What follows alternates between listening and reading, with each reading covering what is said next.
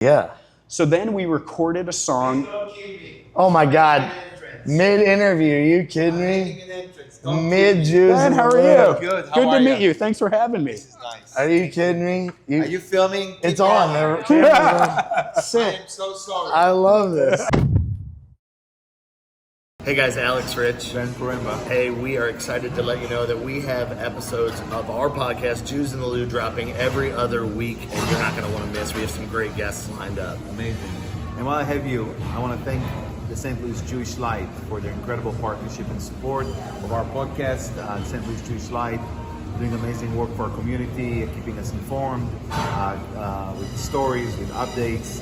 And visit stljewishlight.org. Subscribe to their newsletter. They'll keep you up to date on everything going on. Absolutely. I'd also like to thank a very special person that makes all of this possible. Michael Steinberg, who does so much for the community, also is a big part in making Jews in the Lou a thing that we're able to continue to do to bring you these unique stories time and time again. And we appreciate Michael Steinberg, everything he does for the community, the Jewish community here in St. Louis, and everything that Michael Steinberg does here for Jews in the Lou. Thank you so much for joining us on Jews in the Lou today. We appreciate it. You've got quite an interesting story. You sent me a little bit, but Jews in the Lou, we don't like to do too much research. We like it to come directly from the source of who we're talking to. We're totally laid back, and we heard you're a pretty cool guy yourself, so we appreciate you joining today. Well, thanks for having me. Yeah. Tell me a little bit about your background. I know one of the big things we're going to get into a little bit more is a documentary that you're working on that, you know, Netflix might be looking at, Paramount Plus might be looking at. But tell me a little bit about your background, where you come from, what St. Louis means to you, those types of things. Sure. Well, I'm born and raised in St. Louis, Parkway Central. Okay. Obviously have to put that plug in there. Have to. Grew up in Creve Coeur. Okay. Went to school at UMSL, so I've really never left St. Louis. And a lot of keeping me here was my work. I would go to school and I would go to work in the afternoons. I worked as a personal trainer, and then I did some internships. I did an internship at Contemporary Productions. Okay, sure. And so I would go to school in the morning and go to Contemporary's offices in the afternoons. Nice. And that's what kept me here. There was no reason for me to leave. Yeah. And it worked out great. And then I graduated college and got into the insurance business and have been doing that now for 30 years. Okay.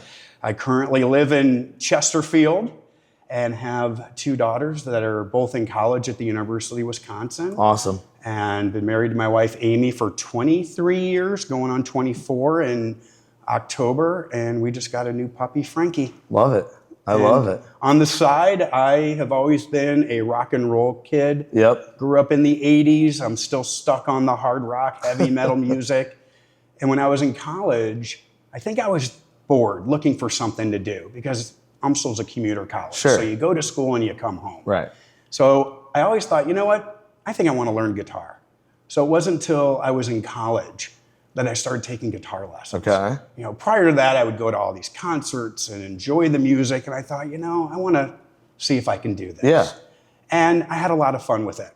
I would go to a music store, and literally me and a bunch of kids waiting for our lessons. And the teachers always liked teaching me because I played the music they wanted to play. Sure. This was in the early 90s, and all these kids wanted to play Nirvana and grunge and Pearl Jam, and I'm coming in there saying, I want to play Metallica, Van Halen, and Ozzy Osbourne, and the teachers were like, great, right. This is what I like teaching. So I just fiddled around with the guitar for years and just kept it up, played in a few bands, nothing serious, you know, where you're a group of guys getting together and you nail down a few songs, and maybe you're lucky enough to go out and play at a bar. Totally. And just get out there. And it's been a really fun journey for me. Even though I'm an amateur. I wish I was a better guitar player, but my wife reminded me that, you know, you got to give yourself a little credit, because it's taken you places you probably never would have gone. Totally. And I'm the same way. I mean, I would have never thought, you know, I obviously have these conversations. I've got my full-time jobs and different things like that, but I play guitar and play around town, and I would have never thought that it was something like, I always did it for fun, right? I never thought that it'd be something that would get me to playing at Busch Stadium or playing at these different venues around town. So it's like, it's opened up so much more than I could have ever imagined. But it sounds like it did the same for you and so much more. Absolutely. Yeah. Absolutely. And Go ahead. No, I was just saying it clearly led you to dig deeper into your love of music. Yes. And kind of get into what you're really want to talk about today, right? Right. So back in 2015, I'm sitting at work and I had been aware of Rock and Roll Fantasy Camp. Sure. Most people into music, you know what it is. And basically it's like any other fantasy camp. You have your hockey fantasy camps with the Blues, Sure. the baseball fantasy camp down in Florida where you just get to play with the professionals. Right.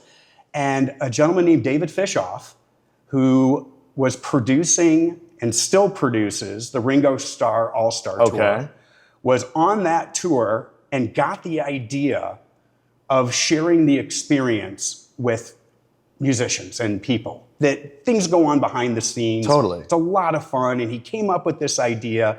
He does have a documentary out. It's currently on Prime called Rock Camp the Movie, where he tells the whole story of where he came up with the idea of Rock and Roll Fantasy Camp. So I had been aware of it. They even had a television series, I think it was on Fox, in the early 2000s. My dates may be off, and I saw it, and it intimidated me. I thought, I don't know if I can do that, because at the time they were doing auditions. Yeah. But I always kept my eye on when these camps were and who the headliners were. So back in 2015, in August, I get their email, I'm on their mailing list, and they said, we're having a camp with Sammy Hagar in February. And I thought to myself, I've got to do this. Yeah. I'm just going to put myself out there. Who knows what's going to happen? And I just went to this camp by myself. It was in Las Vegas. They held it at a studio in Vegas, and we played at the House of Blues at Mandalay Bay. And I had Rudy Sarzo as my counselor, so he kind of manages our band of 6 people. So Rudy Sarzo, if you're not familiar, was the bass player with Ozzy Osbourne. He was good friends with Randy Rhoads. Most people know him for Quiet Riot from the Come On Feel the Noise video. He's got the long hair and the bass that he's flipping his hair around. Well, he was my counselor at that camp. So I got to know him pretty well, and I had the best time at that camp. Yeah. And when I told my wife I need to go to this camp, I said, this is a once-in-a-lifetime opportunity. Right. So I went to the camp. I wore my Casey shirt for Sammy Hagar, and we played I Can't Drive 55. Had the best time. I came back from camp. I was walking on the clouds. Sure. I mean, it boosted my confidence. I got to play in Vegas. And then about a year later, another email comes out of another fantasy camp. This one's with Zakk Wylde, Tony Iommi of Black Sabbath, Steve Vai. And I looked at my wife and I said, well, maybe it's a twice-in-a-lifetime opportunity. I have to go to this camp. And this camp was in Los Angeles. So not only did we get to play with those headliners, we got to play at the Whiskey, which is an iconic venue on the Sunset Strip. That's insane. That's unbelievable. To be able to say, I'm just a kid from West County in St. Louis. Totally. And I got to play at the Whiskey. And you're a musician, but it was something you picked up like along the way. Right. And through those experiences, I'm meeting other people, I'm meeting other musicians. I mean, right now in my phone, I have Tony Franklin's cell number. He was a counselor at my third camp. He was in the firm with Jimmy Page back in the 80s. He's right now touring with Lou Gramm. He's played with Kenny Wayne Shepherd. Well, I've got his number in my phone. Yeah. And we've texted back and forth. That's just something that... Yeah, you can't buy. I mean, it's like it comes from those experiences. If you would have told me back in the 80s that I'd be hanging with some of these people, I would have been like, what had to have happened? Not only hanging with them, I mean, playing the guitar, jamming out with them. I took an Uber with Vic Johnson, who's Sammy Hagar's guitar player, and he was my counselor at my second camp with Zakk Wylde. And we're thinking of songs to play with Zakk Wylde, and you want to play songs that not everyone's going to play. So I thought, why don't we play a song from the movie Rockstar, because Zakk Wylde was in the movie. And the big song from that movie is Stand Up and Shout. So we're sitting in the studio room, and I brought up that suggestion, and Vic Johnson says, I wrote that song. And I said, wait a minute, you wrote Stand Up and Shout? He's like, yeah, I actually wrote it for Sammy Hagar. Sammy produced it and put it on the Not For Sale album. While he's telling me this, I'm in my phone looking it up, found the song and played it. And I can get goosebumps now to have just casually brought that up. Yeah. And the guy wrote the song. I love it. Then you'd have an experience. This was at my third camp where we were playing Rainbow in the Dark by Dio. And the drummer, for whatever reason, just couldn't get the beat down. So Tony Franklin leaves the room and comes back with Vinny Appice, who was in Dio and recorded the song in '83 with him. He gets on the drums. He's like, okay, let's go. So I'm playing Rainbow in the Dark with Vinny Appice. Yeah. And we never sounded better. And it's just experiences like that you don't get anywhere else. No, that's incredible. Obviously, those are all things that, like, you can't, those are the the priceless experiences where, like you said, it's like hitting on the field at Busch Stadium with the Cardinals. It's like, those are things you grow up and you think, this opportunity will never be available to me, but here you are, right? Incredible. I mean, these are all obviously incredible stories. And this has led you to do so much more in the music space, right? You were telling me a little bit about a documentary that you've been working on with a lot of these people. Get into that a little bit. Sure. And tell me kind of what people can expect from that and how that kind of came to life. So to give you a little backstory, David Fishoff, again, the owner of Rock and Roll Fantasy Camp, was in Israel. And he attended the funeral of Yotam, who was one of the hostages on December 15th that escaped, with the 3 hostages escaped, and he was killed. Okay. And David Fishoff was at his funeral. Wow. And he was sitting at the funeral and he noticed that his brother was playing the drums. And he found out that Tuval was a drummer and Yotam was in a band. And he thought to himself, wow, I really wish they could have experienced Rock and Roll Fantasy. Yeah. So he had a camp coming up in March of 2024 and got the idea of bringing 10 Israeli musicians that were directly affected by October 7th to experience Rock and Roll Fantasy Camp. Wow. So he was able to bring these people over. He had an organization, Karen Hayasad out of Israel, helped pick people to come to Israel to do this, and it was all sponsored. It didn't cost them anything. Yeah. Some of these people were at the Nova Festival. Okay. Others had to defend their kibbutzes. Sure. One gentleman was in the safe room with his family while his house burned down around him. Wow. And we got to meet them, and they got to play with the musicians and interact with us. And one of the most interesting things, so David pulled me aside, didn't tell anybody he was doing this until we got to camp. Right. For fear of maybe the artist management, just because it's such a politically charged topic, may not have wanted them to come to the camp, or he didn't want protests or anything at the venues. Sure. So he pulled me aside when I got to camp and told me about it, and he's like, we'll see what happens. I mean, he ran the risk of some of these paying campers having an issue with it. He said, you know what, if anyone has a problem, I'll give them their money back. Yeah, that's great. So the way every camp starts is they introduce the rock stars. Well, they did it differently at this camp, and they introduced the rock stars, but then he introduced the Israelis. And there was a moment where you don't know the reaction. Totally. And I happened to be sitting right up front because I knew this was going to happen. And when they got done introducing them, I just stood up and started clapping. Yeah. The entire room stood up and started clapping. Everybody at the camp embraced them. Yeah, I love that. And we were able to get to know them at night when the activities or jamming's over. You go to the hotel lobby, you got an acoustic guitar. Right. Everyone's hanging out and drinking. The rock stars are there. We got to jam with them, hang out with them, get to know them. Yeah. One gentleman in particular, Bar, his father was assumed to have been kidnapped. And he said that his dad was a really big Whitesnake fan. Wow. And at this camp, we had Tommy Aldrich, drummer from Whitesnake. We had Joel Hoekstra, guitarist in Whitesnake. He got to play with these guys. He had a picture of his dad on the amp when he played. And he says to me, I cannot wait to tell my dad about this. Well, unfortunately, shortly after that camp, they learned that his father was killed on October 7th and his body was taken. Oh. I think they recently got the body released. Wow. That hit pretty hard. Yeah, that's deep. That hit pretty hard. We also when we played at the Whiskey. So if anyone knows who Sebastian Bach is from Skid Row, of course, he's a wild child. Right. You don't know what you're going to get. He could be in a good mood, he could be in a bad mood, but he is just a wild child. Right. So he would get on stage and he'd ask people where they're from. And again, they didn't tell him about the Israelis. So he gets on stage and he looks at the singer, Raz, who was at the Nova Festival, and he asked, "Where are you from?" And she said, "Israel." And he says, "Oh man, I feel really bad with what your country's going through right now." He turns to someone else and goes, "Where are you from?" They said, "Israel." He's like, "Wait a minute, are you all from Israel?" And they're like, "Yeah." And he's like, "Oh man, I don't feel like joking around right now." And they're like, no, joke around. Yeah. That's what we need. And he's like, "Well, you know what?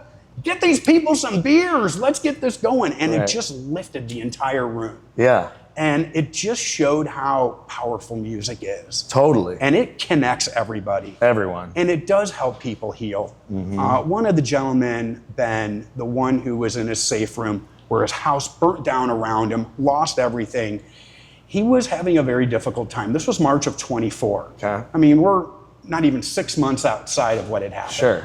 And there were some times where he would excuse himself. Well, we had found out after he got back from camp, his wife said, he is a changed person. He's picking up the guitar again. He's opening up again. And it just showed that music, and I'm going to say specifically rock music, but music does heal. Totally. So last summer, I got a call from David Fishoff, and he said, "Hey, I'm producing a documentary about the Israelis at camp. I don't know if you noticed, but we were filming them, we were documenting everything, and I know that you interacted with them a lot, you got to know them, you jammed with them. Would you be willing to be interviewed for the documentary?" Yeah. And this is a documentary that he is producing with Kevin Bright, who is the producer of the television show Friends. Yep. And I said, "Absolutely, I'd be interviewed for this." And he says, "Well, I have another question. Would you come to Israel to do it?" And I said, "No question." And I had only been to Israel once in 2010. So this would be my second time going to Israel. And going at a time when there's tensions and things going on. Right. I'd be lying if I didn't say I was a little nervous. Right. But I just felt this opportunity was too big. This is once in a lifetime. And if something happens, something happens. Yeah. My wife did make me write down all the bank account logins, where the life insurance is. She's like, not saying something's going to happen, but I had that information ready. Totally. And so we were supposed to go originally in November of last year. And it got canceled. And a week later was the Iranian attack. Okay. So we ended up going January 3rd through the 6th. And I get to Tel Aviv. We go to a studio, Pluto Studios in Tel Aviv. They took me into the studio room. We did the interview. But in David Fishoff fashion, he didn't tell the Israeli musicians that I was coming. And I came with another gentleman, Mike Leibowitz, out of New York, because both of us interacted the most with them. Sure. So he didn't tell the musicians we were going to be there. So they got us there early. I did my interview. Mike did his interview. And then when we were done, we were in the main lobby, and the Israelis walked in and couldn't believe we were there. Yeah. We're so surprised. Yaniv, one that I became friends with, was so surprised. He says, "You are coming to my kibbutz tomorrow for a barbecue. I'm going to introduce you to my family." And I said, absolutely. I took him up on the invitation. Yeah. So then we recorded a song. Oh my God. Mid-interview, you kidding me? Mid-Jews. Ben, how are you? Good. How Good are to meet you? you. Thanks for having me. This is nice. Are you kidding me? Are you filming? It's Keep on. going. The camera's on.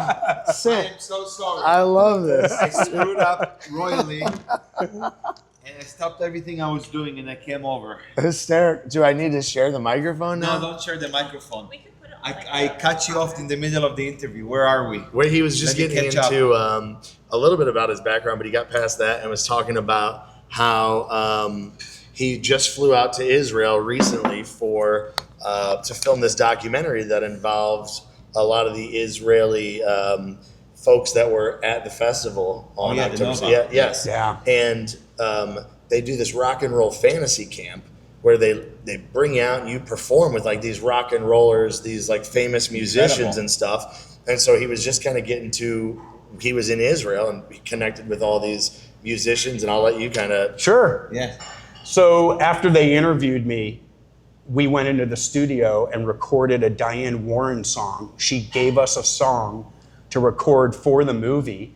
Diane Warren was just nominated for an Oscar in last year's Academy Awards. Yep. She's a well-known songwriter, so Yeah. they filmed us recording the song. The song will be in the movie. Yeah. And music was the source of all this. Music brought everybody together, and and ultimately that's what the documentary is going to explore Yes. a little bit more of. So the documentary the working title is called Rock and Heal. It may change, but that is the working title for the documentary. Again, Kevin Bright from the show Friends is behind this project, so it's got a lot of weight. Yeah. And I've heard that Paramount Plus and Netflix have shown interest in it. Wow. It is in the final cutting stages. I got a text last week from David Fishoff that he's about to see the second final cut. So he would like it to be released on the second anniversary of October 7th. They also want to get it into the film festivals. Personally, I have an executive producer credit because I felt I've been there since the beginning. I want to participate in this project. Yeah. So I will get an executive producer credit. But in the movie, it's going to show what happened on October 7th and follow the Israelis through their experience going to Los Angeles, going through the rock and roll fantasy camp, and then they go back to Israel and they interview them and they tell their stories and talk about how things have changed. And the movie's going to have Slash from Guns N' Roses. It's going to have Sebastian Bach from Skid Row, Michael Anthony from Van Halen, Warren DeMartini from Rat.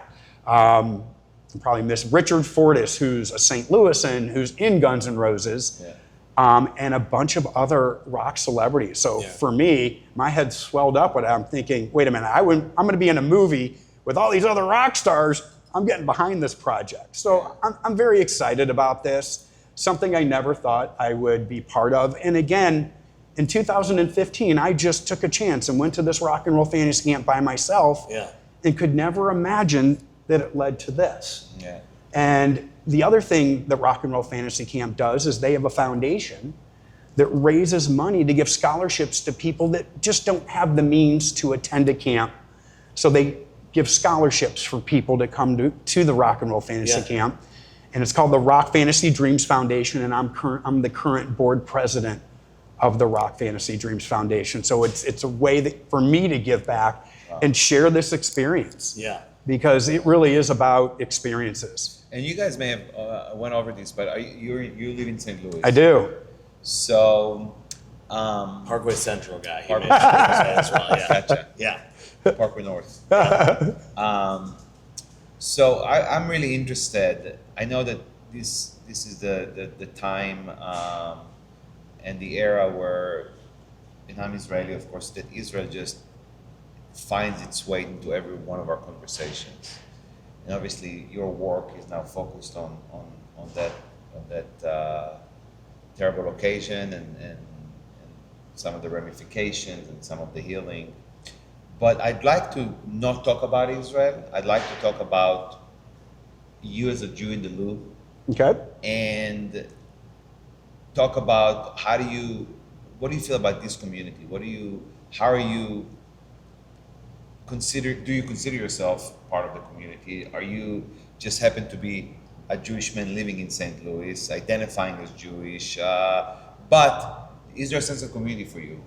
Do you go to temple? Do you, to what extent is your, outside of working, like to what extent do you see yourself as a Jew in the loop? Well, that's a great question. And I was telling Alex that your podcast and YouTube channel has even allowed me to hold my head up higher as a Jew in St. Louis, because you're highlighting some really great people in our community that. So I'll tell you something. I'm sorry I'm cutting you off.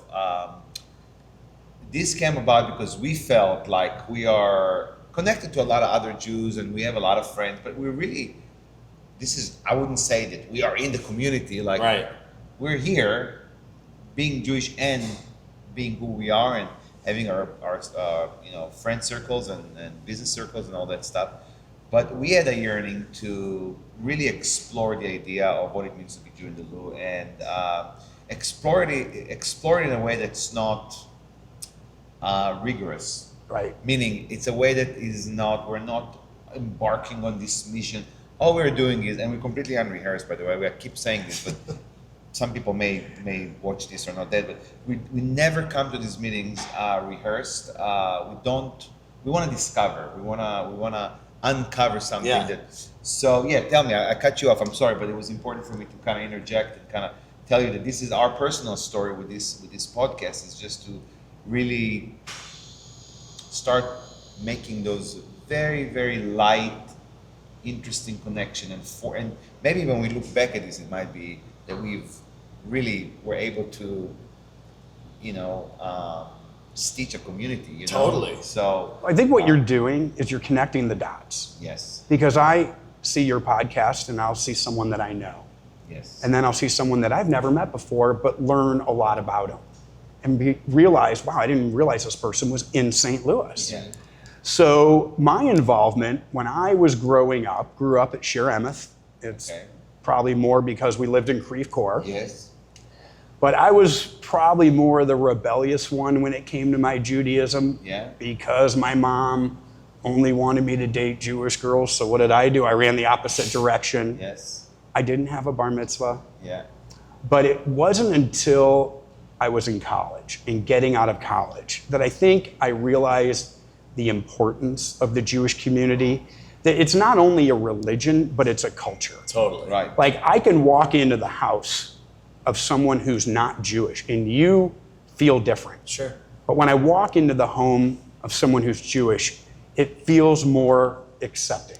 Right. You see things you recognize. You see the mezuzah on the door. Yeah. So a lot of my involvement in the community for literally the last 30 years has been with the Jewish Federation. okay, Started with a friend who took me to a YPD event. yeah, Got to know people there, reconnected with people I knew growing up. Then I got involved in YPD, and then I got on the board. And then I got involved with the Jewish Federation, and they got me on their board, on the big board. And then in 2010, I applied for the Reuben Israel experience. I had never been to Israel. My wife encouraged me, thinking this might be a great opportunity.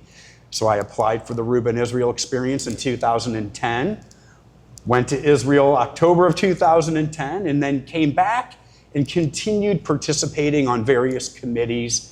I'm currently finishing my second year as the executive chair of the Professional Societies of the Jewish Federation, which is basically 4 groupings: physicians, attorneys, financial and insurance.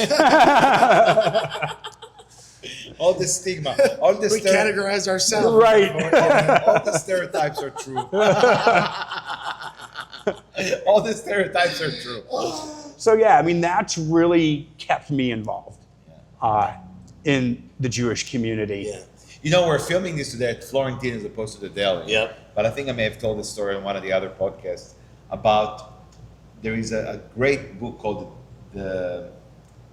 it's basically, it's the something to the effect of the death of the deli or something like that. And those Jewish delis that you would find in every big city. And I met a guy in Detroit who had this really bizarre explanation as to why Jewish delis really died. And the reason that he thought, and actually a lot about the Jewish deli, he could be explained with this theory. He says that the people that opened Jewish delis, whether it was Jews in the 20s, 30s, 40s, 50s, pre-Second World War, post-Second World came in. They opened delis because it was what immigrants do. They opened something that's easy, something that serves their immediate community. But he said these people never wanted their children and their grandchildren to work or inherit a deli. So they're always making it just good enough, but not excellent.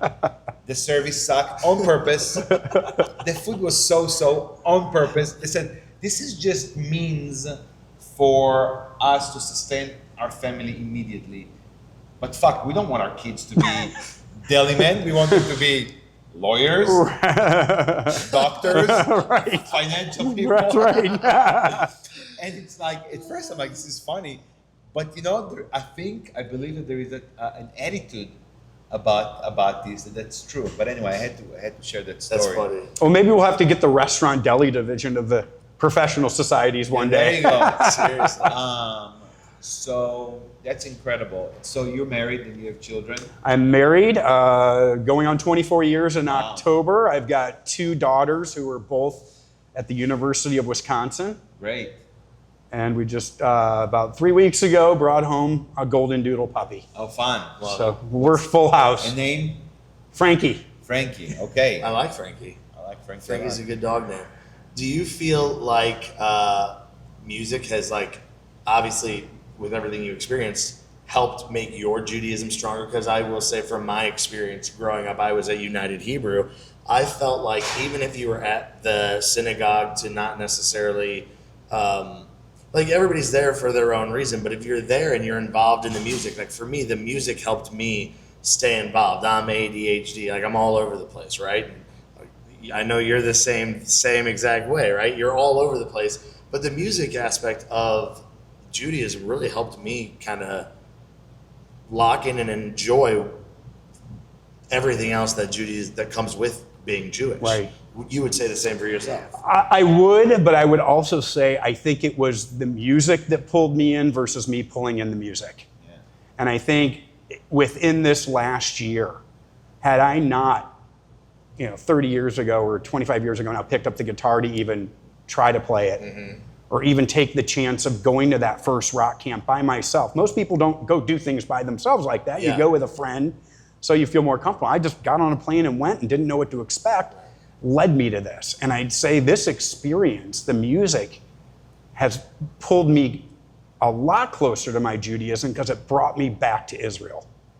And I was walking around the streets of Israel and I felt safer there than I do walking downtown in the streets of St. Louis. And as I was walking down in Tel Aviv on the boardwalk on the Mediterranean, everyone was just living. You wouldn't have known there was a conflict going on right now. You see soccer on the beach, yoga on the beach. People are living their lives. Yeah. I have a lot of opinions. I don't share this sort of crazy idyllic view of Israel. People are barely living, knowing a lot of, having family there. I think this war is really, really stretched many Israelis to the brink. I think there's a collective sadness and collective despair. I have a belly full to say about my government, but and this is the reason that I actually kind of didn't want to speak about Israel, and I know that Israel plays a role in many people's minds about Judaism and about having a Jewish identity. I think we can separate it. I don't want to jump into into politics or into what it means to be Jewish and the role of Israel in being Jewish. I do think that Israel is a very complicated and special place, and that definitely is world.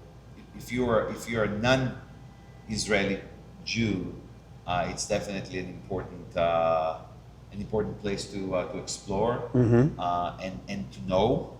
So many Jewish people that I run into these days don't know enough about Israel, don't care to know. Right. I think it's become very polarizing for even within our community, and so I think that it's important for us to also think of us here, anywhere in our own community, and develop a sense of St. Louis Jewish identity.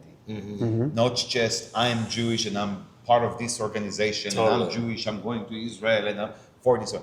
Develop a sense of very micro identity of what does it mean to be Jew in the loop? What does it mean to be Jewish in St. Louis? Not just necessarily I'm Jewish.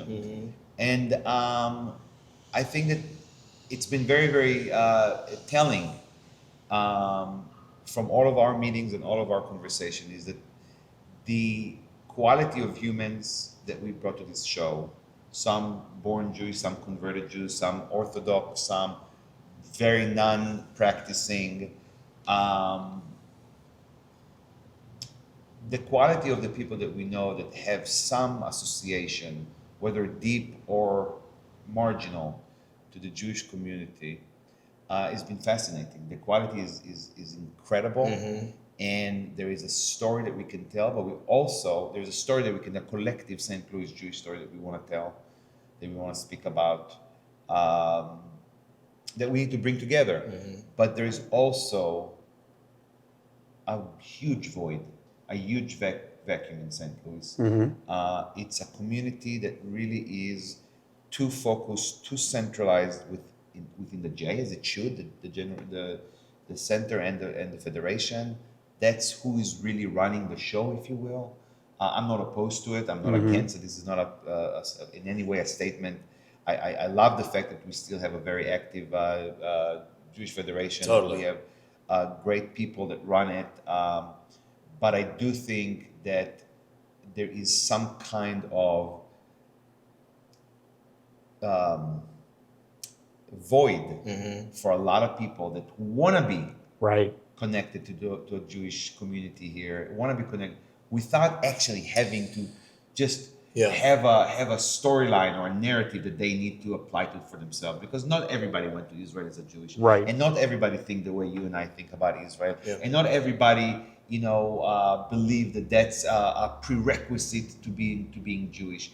And so we have to make room for these people as well, for people who, just want to be saying, I'm Jewish. And I want to connect with Jews. And we had a huge Passover Seder here, and the people that we attracted was unbelievable. It was unbelievable. It was everyone. It was an awesome event. It was everyone. It really was all young people. Totally. It was all people that were probably under 50, I would say. Yeah. I wasn't here that night. I was sick, but looking at the pictures and knowing who came, it wasn't your typical characters that go to Jewish events. Yeah. And we need to do more of those things. Totally. It's an outreach, it's an effort, and it's really a way to tell people you don't have to toe the line. You don't have to constantly feel like there is like some kind of a path or a journey that you must walk on in order to get to be called, I'm a St. Louis Jew. Oh, totally. Everybody has their own journey. You have to have, well, I mean, it's not that easy. Yeah. People think that, okay, well, for me to do this, I gotta go to synagogue. For me to do this, I gotta go to Israel. Right. For me to do this, I gotta, believe 1, 2, and 3, and 4. And that we need to be able to soften those margins, soften those narratives to really attract and preserve this identity. Because you look at statistics, and this is not the story of only St. Louis. It's a story of the Jewish community in America in general.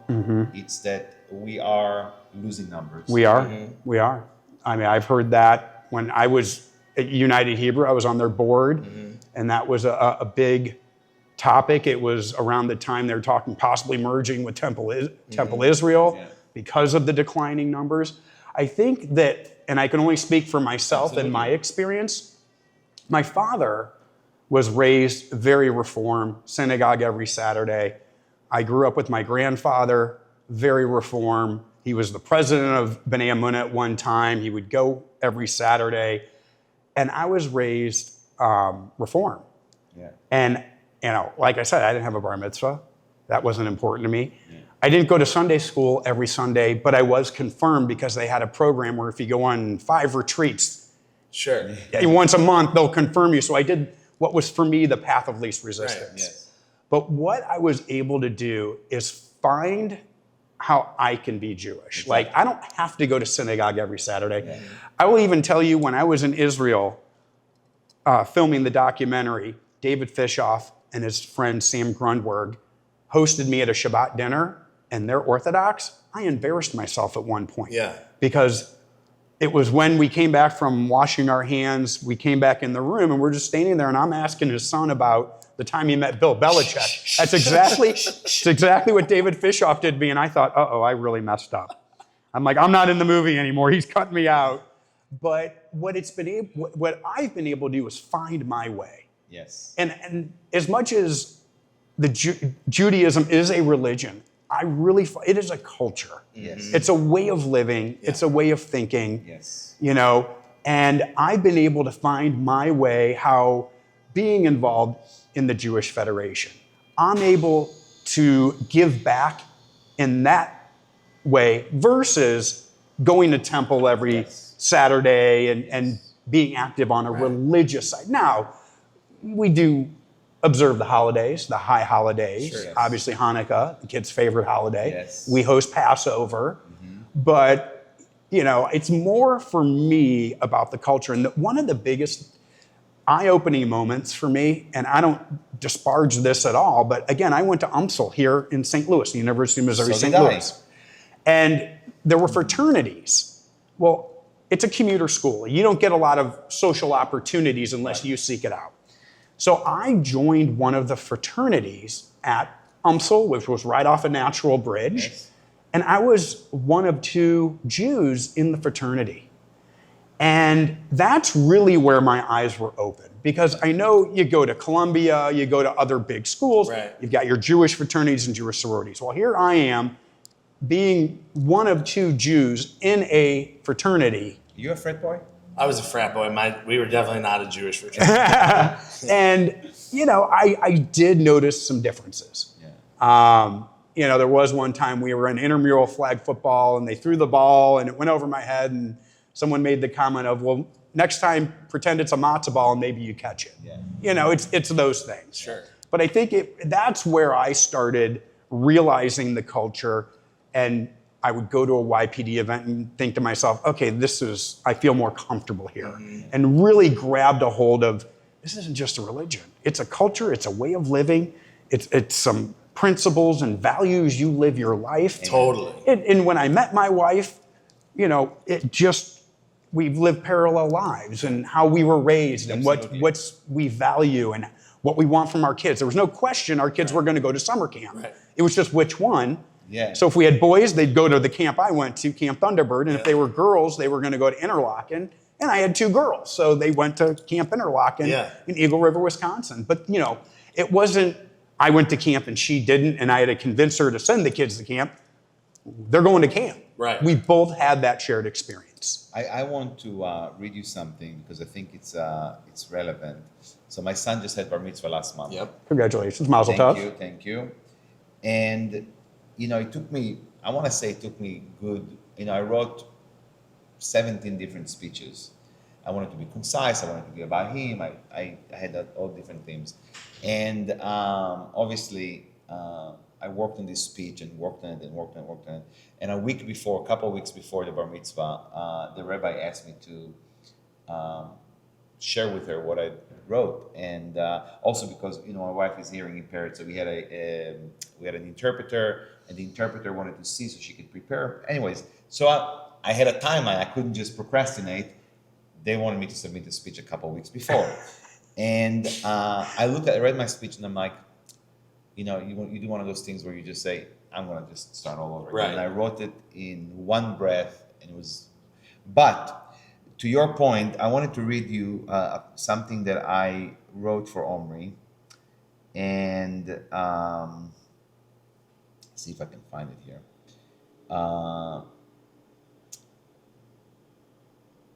So it's about being Jewish, and I, you know, sort of encouraging my son here to hang on to his Jewish identity, and Because Ben talks a lot about, like in the past couple episodes, we had talked about how it was never something Ben was going to pressure his son to do. Right. He was waiting for the moment that his son was going to come to him and say, "Hey, Yes. I'm ready to be a bar mitzvah. I'm ready to do this thing." That's exactly And so that right. moment happened, and it was awesome how he described it. Exactly. So I just want to read this to you real quick because I think it's very, very relevant. So I tell Omri here to hold on to his Jewish identity. And I say to him that being Jewish, you know, let me preface this, you know, we always say, what is being Jewish? It's a tradition, it's a heritage. So I actually wanted to really write something personal, but also really explore almost verbatim what you just said. And I said to him, being Jewish is more than a tradition. It's a story we carry, a history we honor, and a future we help shape. Our heritage has survived thousands of years through courage, resilience, and community. Our heritage demands of us to seek justice, teaches us to care for others, reminds us to find meaning in both joy and hardship, and guides us to carry our ancient wisdom into modern life. I said to him, by holding on to your Jewish identity, you stay connected to the generation that came before you and help ensure that those who come after you will have something meaningful to inherit. It is a gift, it is a responsibility, it's a source of strength that will guide you wherever life takes you. So I want to say by this,